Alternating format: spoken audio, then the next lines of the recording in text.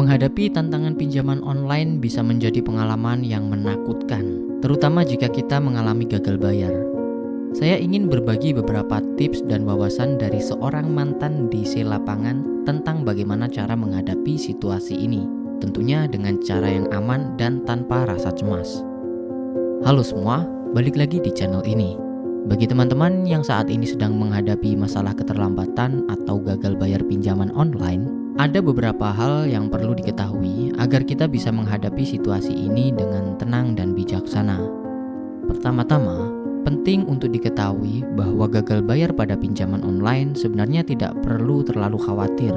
Hal ini karena ada aturan hukum yang mengatur tentang pinjaman online, dan layanan tersebut sudah terdaftar serta diatur oleh undang-undang.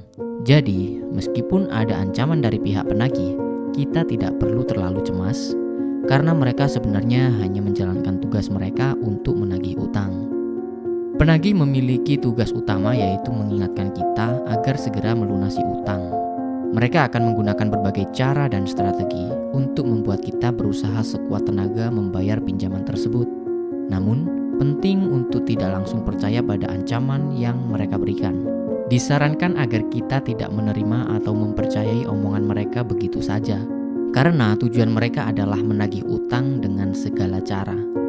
Jika kita berhadapan dengan penagih yang tidak bertanggung jawab, ancaman yang mereka buat bisa sangat membebani dan membuat kita stres.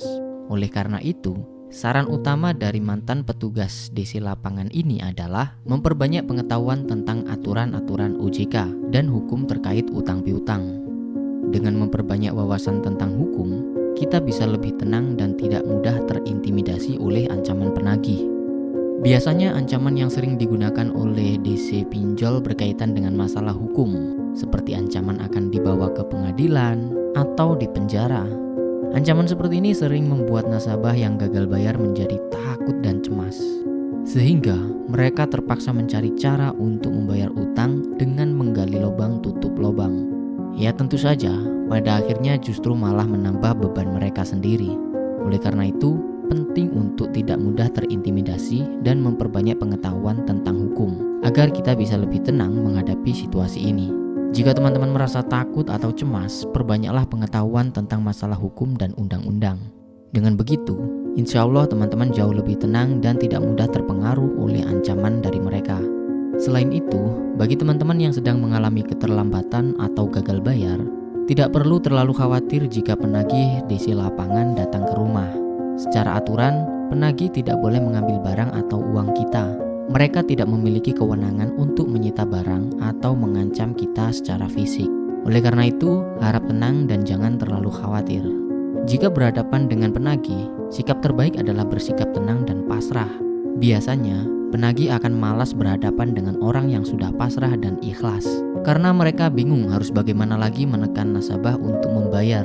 Jangan sampai teman-teman terjebak dalam situasi yang membuat stres dan akhirnya menggali lubang tutup lubang. Ingatlah bahwa tujuan mereka adalah menagih utang, bukan untuk menyakiti atau mengintimidasi kita. Terakhir, perbanyaklah wawasan dan pengetahuan tentang cara kerja DC pinjaman online.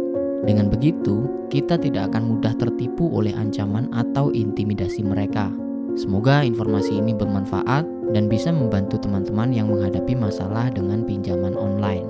Sekian dari saya, sampai jumpa lagi di konten berikutnya.